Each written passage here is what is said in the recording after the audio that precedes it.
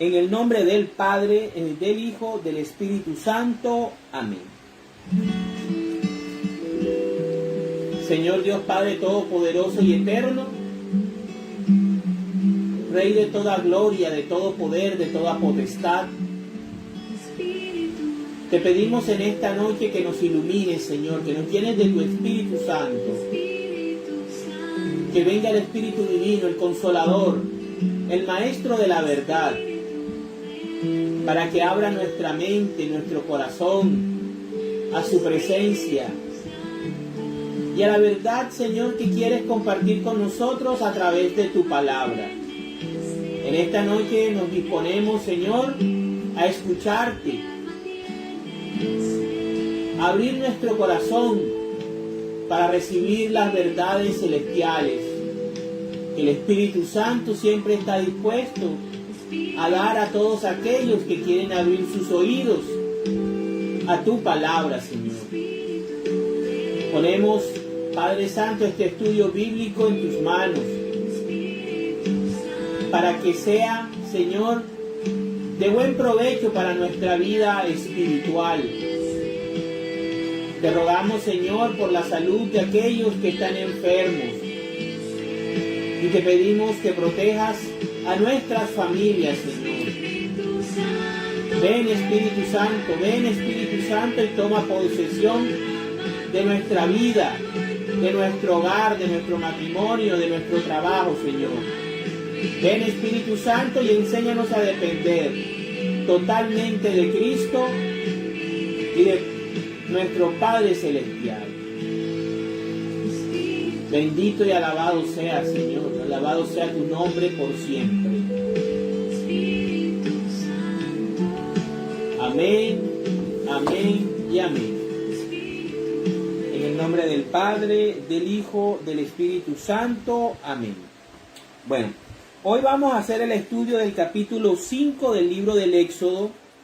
Un capítulo muy interesante, sobre todo teniendo en cuenta la situación social y política que vive no solamente Colombia, sino el mundo entero. Moisés y Aarón hablan con el faraón. Después de esto, Moisés y Aarón fueron a decirle al faraón: así ha dicho el Señor, el Dios de Israel: deja ir a mi pueblo al desierto para que haga allí una fiesta en mi honor. Pero el faraón contestó: ¿y quién es el Señor para que yo le obedezca y deje ir a los israelitas? Ni conozco al Señor, ni tampoco voy a dejar ir a los israelitas. Entonces ellos le dijeron: el Dios de los hebreos ha venido a nuestro encuentro, así que vamos a ir al desierto, a una distancia de 3 días de camino, para ofrecer sacrificios al Señor nuestro Dios. No sea que nos haga morir por una peste o a filo de espada. Pero el rey de Egipto les dijo: Moisés y Aarón, ¿por qué distraen a la gente de su trabajo? Vayan a seguir trabajando. También les dijo el faraón: ahora que hay tantos israelitas en el país, ¿van ustedes a hacer que dejen de trabajar? Ese mismo día el faraón ordenó a los capataces y jefes de grupo: ya no les den paja a los israelitas para que hagan adobes, como se ha estado haciendo, que vayan ellos mismos a recoger la paja, pero exíjanle la misma cantidad de adobes que han hecho hasta ahora, ni un solo adobe menos. Son unos holgazanes y por eso gritan: vayamos a ofrecer sacrificios a nuestro Dios.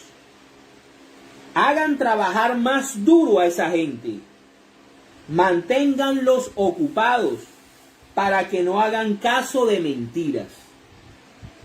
Los capataces y jefes de grupo salieron y fueron a decir a la gente: el faraón ha dado órdenes de que ya no se les dé paja. Ahora ustedes mismos tendrán que ir a recogerla en donde la encuentren, pero no por eso se les va a rebajar la cantidad de adobes que tienen fijada. Los israelitas se dispersaron por todo Egipto en busca de rastrojos para usarlo como paja. Todos los días los capataces del faraón les exigían la misma cantidad de adobes que hacían cuando se les daba paja, y además golpeaban a los jefes de grupo israelitas y les decían: ¿cómo es que ni ayer ni hoy completaron ustedes la misma cantidad de adobes que antes hacían? Los jefes de grupo israelitas fueron a quejarse ante el faraón y le dijeron: ¿por qué trata así su majestad a estos siervos suyos? Ya no se nos da paja, y sin embargo se nos exige que hagamos adobe, y además se nos golpea. La culpa es de la gente de su majestad. Pero el faraón contestó: ustedes no son otra cosa que unos holgazanes. Por eso andan diciendo: vayamos a ofrecer sacrificios al Señor. Váyanse a trabajar, y aunque no se les dará ya paja, aún así tendrán que entregar la misma cantidad de adobe. Los jefes de grupo israelitas se vieron en aprietos cuando se les dijo que no debían reducir la producción diaria de adobes. Al salir de su entrevista con el faraón, se encontraron con Moisés y con Aarón, que los estaban esperando, y les dijeron: que el Señor mire lo que ustedes han hecho y los castigue, porque ustedes tienen la culpa de que el faraón y sus funcionarios nos miren mal. Ustedes mismos le han puesto la espada en la mano para que nos maten. La oración de Moisés. Entonces Moisés dijo al Señor en oración: Señor, ¿por qué tratas mal a este pueblo? ¿Para qué me enviaste? Desde que vine a hablar con el faraón en tu nombre, él ha maltratado aún más a tu pueblo, y tú no has hecho nada para salvarlo. Palabra de Dios. Te alabamos, Señor. Miren, no hay nada más actual y no hay nada más cortante que la palabra de Dios. Independientemente de la creencia religiosa que se tenga. Este libro es un libro que se actualiza a diario. Es un libro que es capaz de dar luces en todos los momentos de la historia humana. Porque está inspirado por el Espíritu de Dios y bien leído, bien estudiado, bien aplicado. Es un libro sin igual, altamente poderoso, da unas revelaciones y da un poder sobre el pensamiento humano que ningún otro libro podría dar. Vemos cómo el capítulo 5 del libro del Éxodo es una copia exacta de lo que está pasando en nuestro país. Cómo hay dirigentes, gobernantes tan crueles, tan insensibles, tan faltos de empatía con sus gobernados, que además de maltratarlos con violencia, además de quitarles los ingresos, de quitarles las ayudas, les sigue exigiendo el mismo trabajo y la misma contribución, el mismo tributo. vemos cómo el capítulo 5 nos habla de un pueblo que está sumido en la esclavitud, en una esclavitud incómoda, porque ellos son los que gimen a Dios por su incomodidad, por los maltratos y las humillaciones recibidas por parte del faraón y de los egipcios. Y Dios escucha la oración. Pero Dios necesita enseñar a su pueblo a ser un pueblo que luche por su libertad, a ser un pueblo que aborrezca la esclavitud, a ser un pueblo que luche por sus principios y sobre todo por hacer la voluntad de Dios.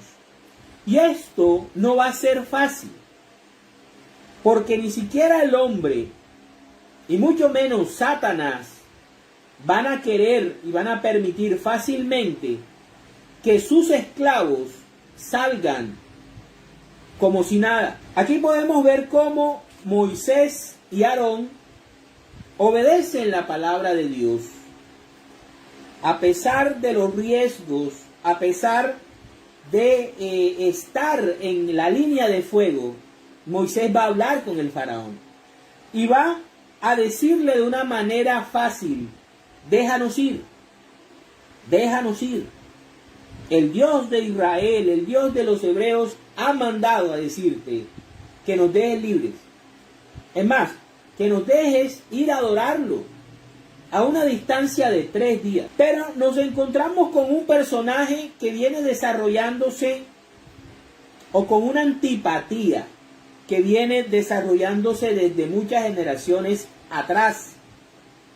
Este faraón sabe muy bien que los israelitas son una amenaza para su gobierno, que los israelitas, el crecimiento de los israelitas, está poniendo en riesgo la seguridad de Egipto. Hacía 400 años los israelitas, los venidos de Canaán, aseguraron la supervivencia del pueblo, de los faraones, del pueblo de las pirámides, en la persona de José. Pero muchos años después, esos mismos que fueron rescatados, ahora con ingratitud, tratan a el pueblo de José de una manera cruel y despiadada. Hay que entender algo: el faraón es una figura que se cree Dios, que lo igualan con los dioses egipcios, que tiene una veneración y una adoración por parte del pueblo y de la civilización egipcia como si fuera un dios. Y para él los israelitas son su pertenencia y los trata como peor que un animal.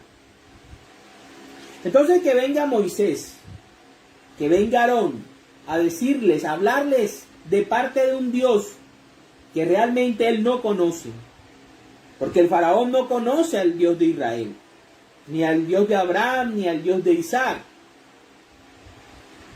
pero es el Dios creador. Y hace la misma pregunta, ¿y quién es el Señor? Yo no lo conozco, no sé quién es, y ni lo conozco, y no voy a dejar tampoco salir a los israelitas. ¡Qué dureza de corazón! Pero eso era algo que ya Dios había previsto.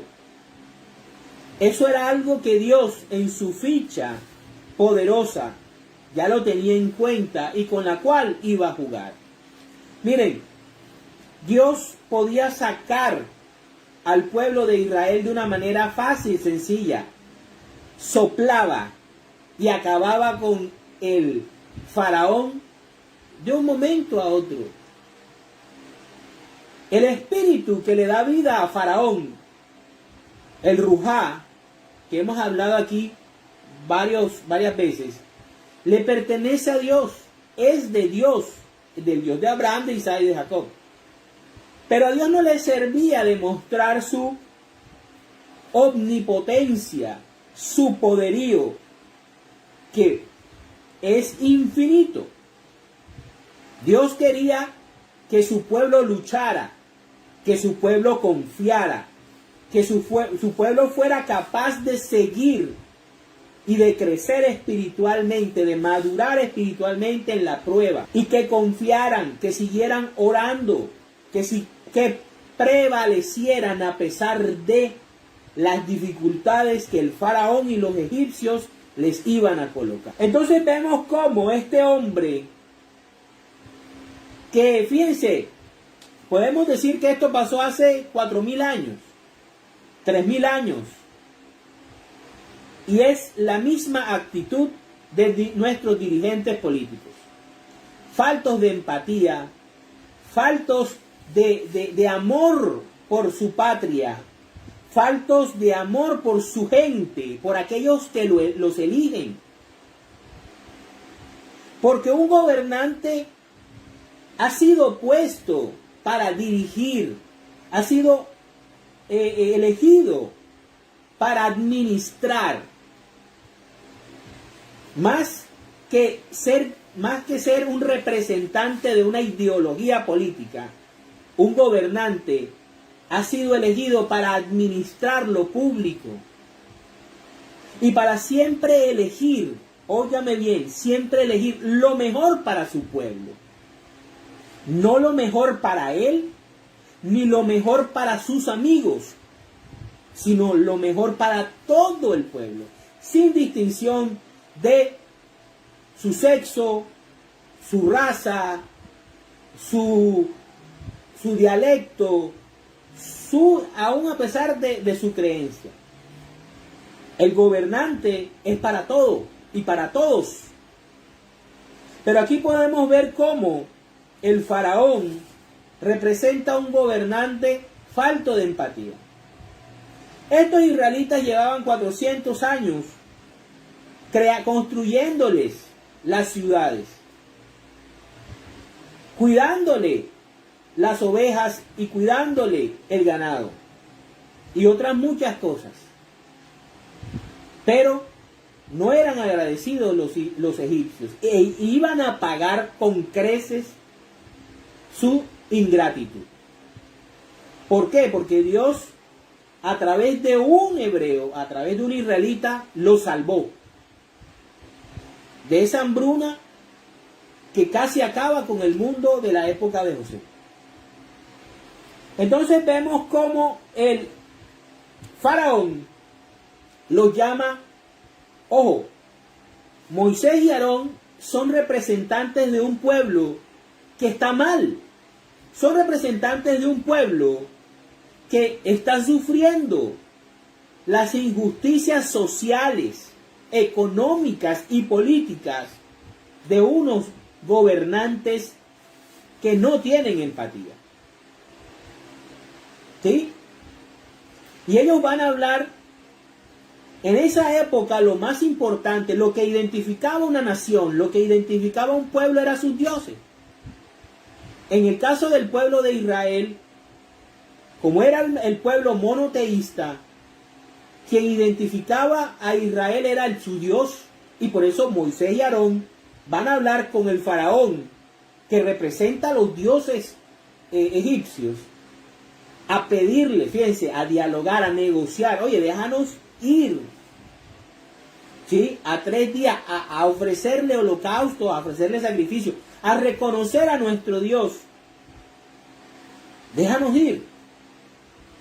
Moisés no llega con armas, Moisés no llega groseramente, Moisés no llega amenazando. Es más, a mí me llama la atención que quien dice Moisés va a recibir el castigo por no ir es el mismo pueblo de Israel. ¿Sí? Cuando dice aquí, déjanos ir, déjanos 3 días de camino para ofrecer sacrificios al Señor nuestro Dios, no sea que nos haga, o sea, a los israelitas nos haga morir por una peste o a filo de espada. Moisés en ningún momento está amenazando a Faraón ni al pueblo egipcio. Simplemente está haciendo una solicitud. ¿Y por qué? Porque quien les está pidiendo esto es Dios. Y Dios está por encima de todo y de todos. Dios ha puesto todos los gobiernos y los mantiene hasta cierto punto. Somos nosotros, los gobernantes, los que tienen gobiernos, los que nos volvemos locos con el poder y nos volvemos tiranos y maltratamos a nuestros gobernados y hasta que llegamos a la locura del magnicidio y del genocidio.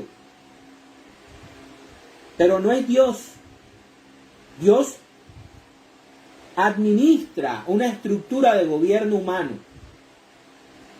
Pero cuando ve que ya no se puede, lo derroca, lo quita. Entonces, este faraón se ve amenazado.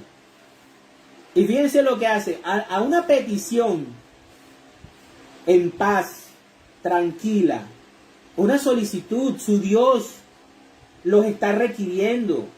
Para ellos Dios es lo más importante. Ellos quieren cumplir y también quieren descansar de tanto maltrato. ¿Sí? Quieren descansar y eso es lo que ellos están pidiendo. Pero este señor viene y se le endurece el corazón. Y lo que hace es que vayan a trabajar partida de holgazanes. Porque ustedes lo que sirven es para trabajar. Y fíjense lo que dice, ¿por qué distraes a la gente? Hay tanto israelita que nos puede producir. Porque lo que hay es que producir. Ustedes no les importa su bienestar. No les debe importar su bienestar. No les debe importar su salud. No les debe importar su familia. A ustedes lo que les debe importar es producir. Porque ustedes están aquí para mí, para producir. Y ni siquiera tienen tiempo para dedicarle a su Dios. Porque yo soy su Dios. Con esta actitud, Faraón es lo que está diciendo. No conozco a ese Dios. El Dios de ustedes, israelitas, soy yo.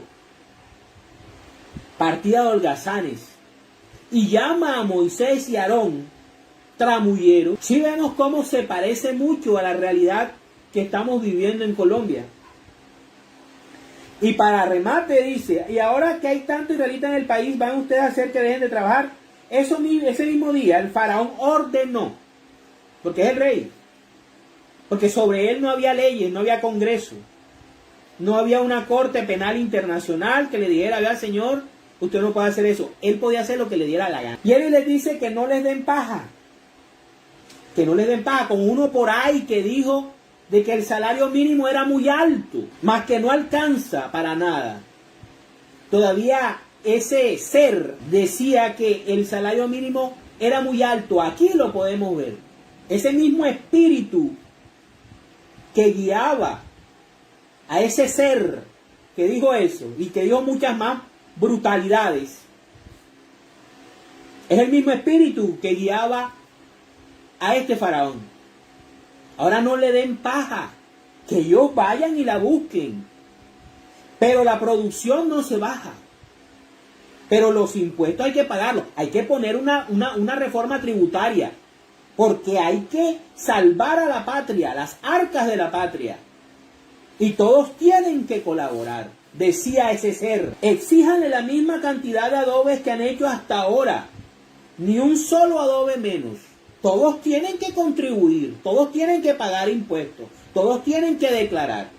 Pero el salario mínimo hay que bajarlo. Miren cómo una realidad concreta como la de Colombia está aquí plasmada en la Biblia. 3000 años antes. Este libro no es de fantasía. Este libro no es de mitos. Este libro te habla acerca de la realidad, te habla acerca de la vida concreta, de la vida misma. Aquí está. Y para remate, los capataces y los jefes de grupo salieron y fueron a decirle a la gente, el faraón ha dado órdenes de que ya no se les dé paja, ahora ustedes mismos tendrán que ir a recogerla donde la encuentren. Pero no por eso se les va a rebajar la cantidad de adobe. Como siempre, hay capataces en todas partes. Hay mandos medios que siguen ciegamente a los mandos altos, a los intocables. Y siguen las órdenes sin ni siquiera analizar y pensar la situación. Los israelitas se dispersaron por todo Egipto en busca de rastrojos para usarlo como paja. Todos los días los capataces del faraón le exigían la misma cantidad de adobes que hacían cuando se les daba paja, o sea, cuando se les brindaba asistencia. Y además los golpeaban. Violencia.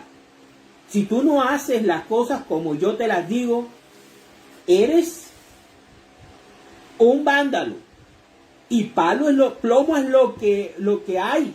Y plomo es lo que llevan. Porque la violencia es el medio por el cual el tirano y el incapaz, el mal gobernante, es la única forma de sostener su gobierno. Y entonces les decían, ¿cómo es que ni ayer ni hoy completaron ustedes la misma cantidad de adobes que antes?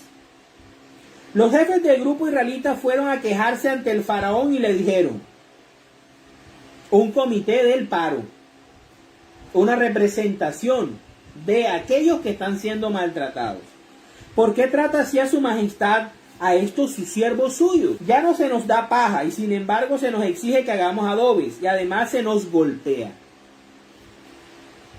Igualito. Pero el faraón les contestó, el famoso faraón, ustedes no son otra cosa que unos holgazanes. Pero es por eso andan diciendo, vayamos a ofrecer sacrificios al Señor. Váyanse a trabajar. Yo no marcho, yo produzco. ¿Recuerdan ese lema? Los jefes de los grupos de israelitas se vieron en aprietos cuando se les dijo que no debían reducir la producción diaria de adobes. El pueblo la situación política, social y económica de Colombia está crítica, mal gobernados, con una corrupción que se carcome todos los estamentos de nuestro país, sin salud, sin una buena educación, agobiados por la delincuencia, la violencia. Tú no puedes tener un emprendimiento porque enseguida te están cobrando una vacuna y si no la pagas te ponen una granada en la casa o te matan a alguien por tener un negocito. Entonces todo eso va mermando a la población. Pero ¿qué sucede aquí en el capítulo? Que ellos no buscan la ayuda de Dios. Que ellos lo que hacen es que se van a quejar con los que están reclamando por sus derechos. Van a reclamarle a Moisés y a Aarón. Y les dicen que el Señor mire lo que ustedes han hecho y los castigue. Porque ustedes tienen la culpa de que el faraón y sus funcionarios nos miren mal.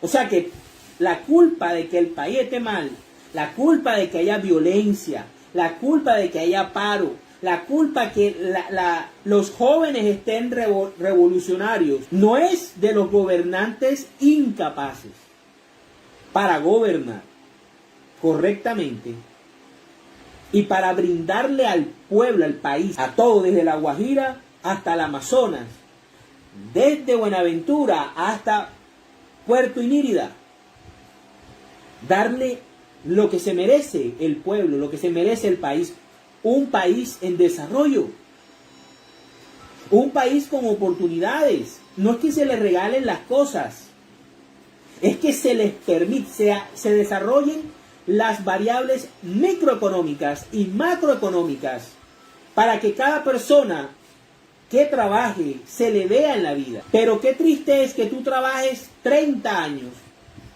y al final no te puedas pensionar. Eso está aquí, en la palabra de Dios. Entonces, el pueblo de Israel ahora cree que la situación antes era mejor que la de ahora. No. Simple y llanamente Dios los está llevando al momento de la liberación. Pero ellos tienen que elegir querer ser libres. Y eso era lo que Dios quería con estas pruebas. Hacer que ellos eligieran ser libres.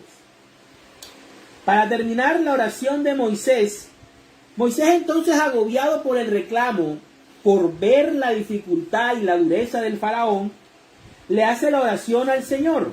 ¿Sí? Todo lo que tiene en su corazón se lo va a transmitir a Dios, va a hablar con Dios, que eso es lo que debemos hacer todos los días.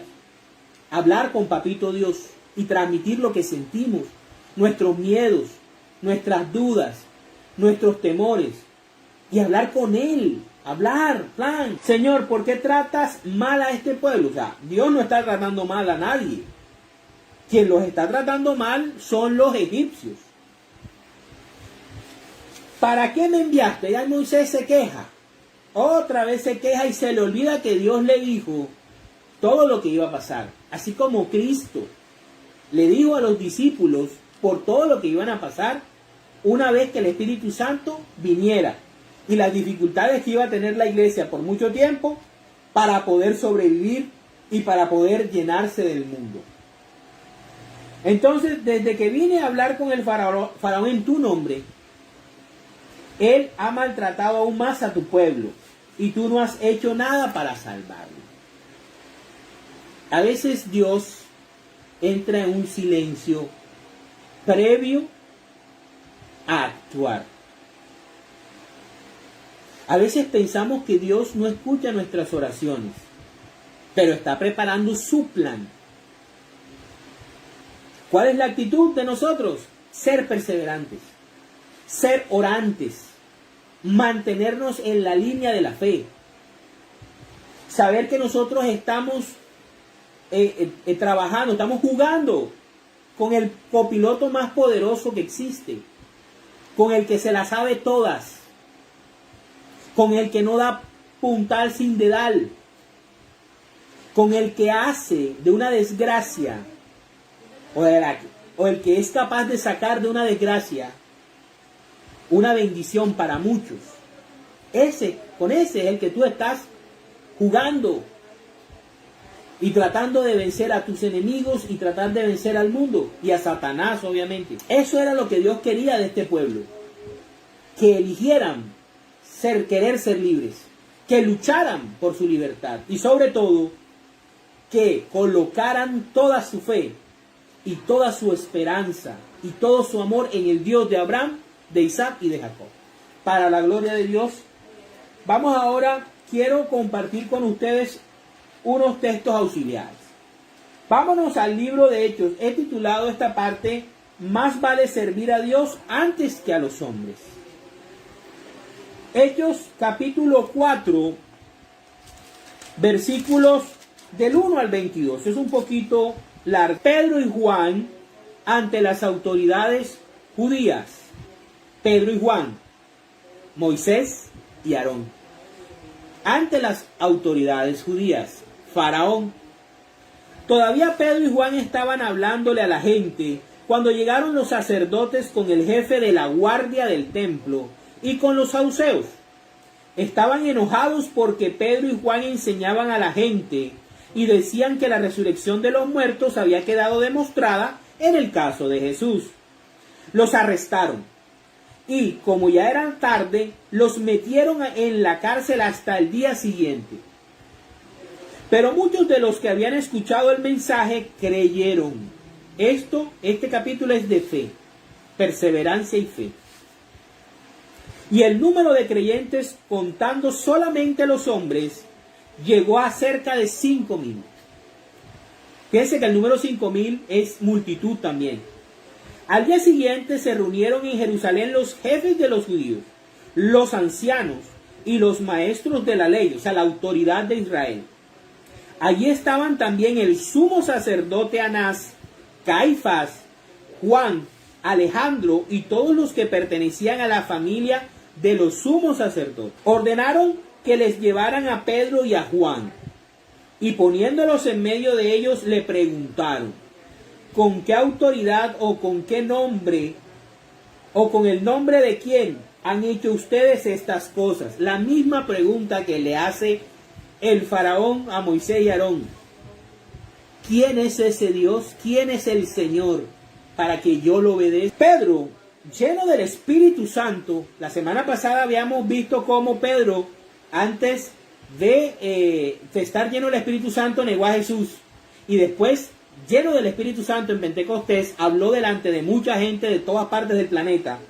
Ahora otra vez lleno del Espíritu Santo les contestó: jefes del pueblo y ancianos, Ustedes nos preguntan acerca del bien hecho a un enfermo, para saber de qué manera ha sido sanado.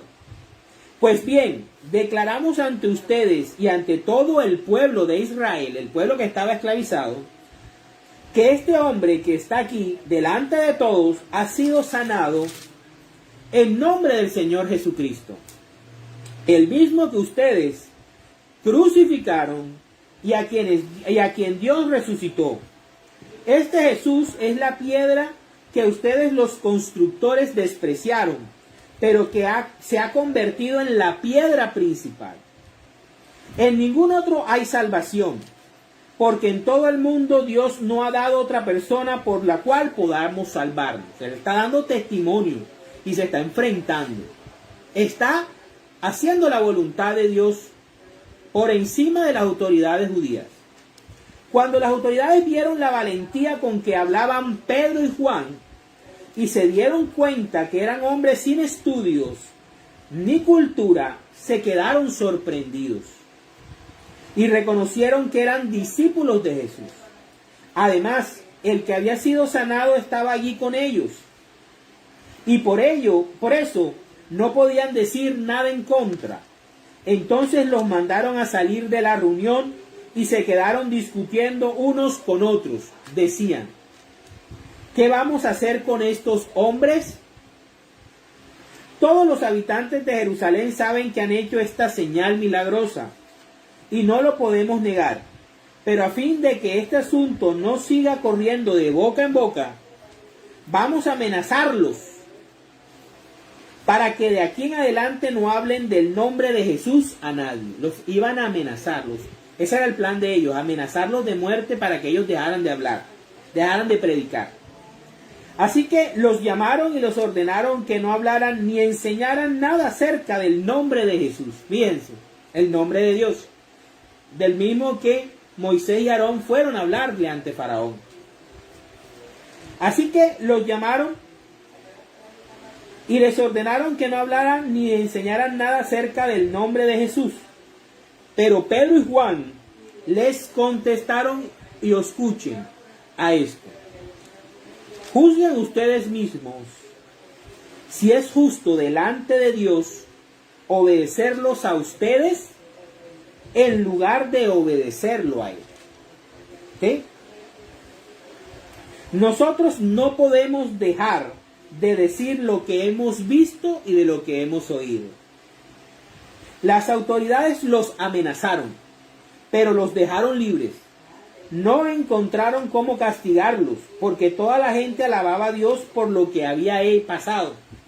El hombre que fue sanado de esta manera milagrosa tenía más de 40 años, o sea, ya era viejo.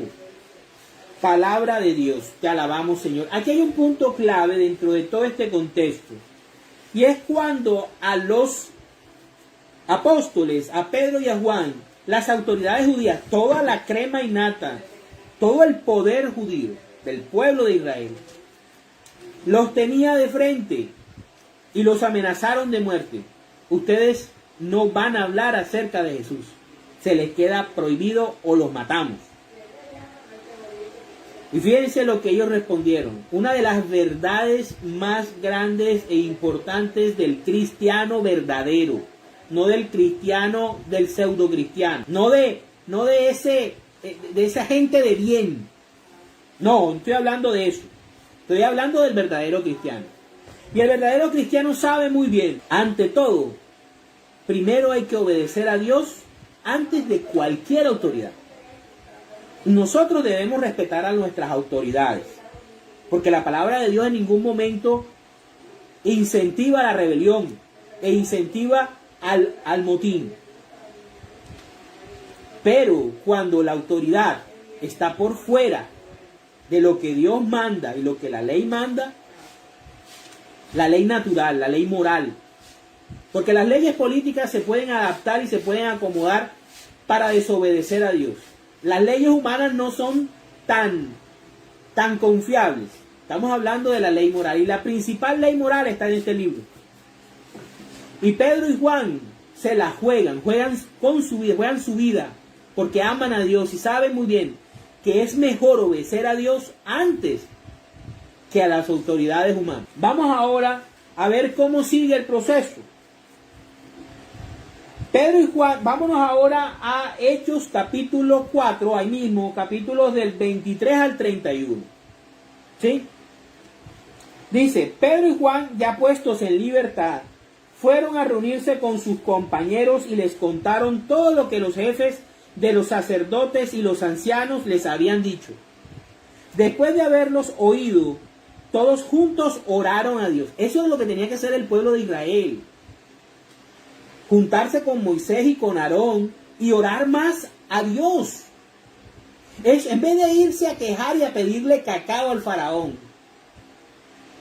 para que los tratara como antes. Pero si antes estaban esclavizados, antes estaban pasando mal, por eso se quejaban. La situación antes de que llegara Moisés y Aarón no era buena. No la soportaban. Por eso es que Dios manda a Moisés y Aarón. Pero va a haber conflicto. Pero va a haber dificultad. Pero va a haber resistencia. Nadie que tenga algo que de lo que está lucrándose lo va a soltar fácilmente. Va a luchar y va a pelear por mantenerlo. Así esté mal. Así es la humanidad, así es el ser humano. Entonces esto es lo que tenían que hacer el pueblo de Israel. Orar y pedir más fuerte a Dios para que Dios ya interviniera con toda. Como lo iba a hacer con las 10 plagas. Que iba a ser infalible.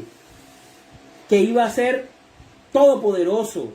Que iba a destruir cada dios egipcio. Y con cada plaga iba a darle sopa y seco a cada dios de los que tenían los egipcios. Y los iba a castigar de una manera brutal, que no se les desea a nadie. Entonces vemos cómo ellos diciendo, Señor, tú que hiciste el cielo y la tierra, el mar y todo lo que hay en ellos, dijiste por medio del Espíritu Santo y por boca de nuestro patriarca David, tu siervo, ¿por qué se alborotan los pueblos? ¿Por qué hacen planes sin sentido? Los reyes y gobernantes de la tierra se rebelan y juntos conspiran contra el Señor. Aquí el faraón se estaba conspirando y estaba levantándose contra Dios y contra su escogido, el Mesías. Es un hecho que Herodes y Poncio Pilato se juntaron aquí en esta ciudad con los extranjeros, los romanos, y los israelitas contra tu santo siervo, Jesús, a quien escogiste como Mesías. De esta manera ellos hicieron todo lo que tú en tus planes ya habías dispuesto. Dios había dispuesto que Faraón se iba a poner duro. Se lo dijo a Moisés. Moisés, tú vas a ir allá, vas a decirle que deja mi pueblo, pero el man se va a poner pesado. Y cuando se ponga pesado, yo demuestro mi poder y mi gloria. Pero ustedes tienen que confiar en mí. Ya yo lo tengo todo planeado, ya yo sé cómo se va a mover todo, confíen en mí. Ah, que vienen dificultades. Ah, que vienen momentos difíciles, sí. Pero tienen que confiar en mí. Porque ahorita vamos a ver por qué. Ahorita vamos a ver por qué en la boca de San Pablo. Entonces, Señor, fíjate en sus amenazas y concede a tus siervos que anuncien tu mensaje sin miedo. Muestra tu poder sanador, sanando a los enfermos y haciendo señales y milagros en el nombre de tu santo siervo Jesús. Fíjense, ellos tenían que, esta era la oración que tenía que hacer el pueblo de Israel, reunirse todos. Bueno, nos van a quitar la paja, nos van a pedir que sigamos. Vamos a pedirle a Dios que Dios haga florecer en nuestras casas paja, para que cuando ellos vean que nosotros seguimos produciendo igual, se sorprendan y digan, ay, ¿ustedes de dónde sacan la paja? Creció milagrosamente por gloria de nuestro Dios. Eso era lo que tenían que hacer los israelitas, confiar en Dios, orar, todos como pueblo. Cuando acabaron de orar, el lugar donde estaban reunidos tembló, y todos fueron llenos del Espíritu Santo, ese Espíritu Santo que pedimos al inicio, y anunciaban abiertamente el mensaje de Dios. Palabra de Dios, te alabamos, Señor. Ahora, en los momentos de dificultad, ¿Por qué suceden momentos difíciles? ¿Por qué cuando oramos, que estamos en un momento de dificultad, sucede que pareciera que las cosas se ponen peor? Vámonos a 2 de Corintios, capítulo 12, versículos del 7 al 10. Juzgándome por lo extraordinario de esas revelaciones, por eso, para que yo no me crea más de lo que soy, he tenido un sufrimiento, una especie de espina clavada en el cuerpo, que como un instrumento de Satanás vino a maltratarme. 3 veces le he pedido al Señor que me quite este sufrimiento, 3 veces. Pero el Señor me ha dicho, mi amor es todo lo que necesitas, pues mi poder se muestra plenamente en la debilidad. Así que prefiero gloriarme de ser débil, para que repose sobre mí el poder de Cristo. Y me alegro también de las debilidades, los insultos, las necesidades, las persecuciones y las dificultades que sufro por Cristo. Porque cuando más débil me siento, es cuando más fuerte soy.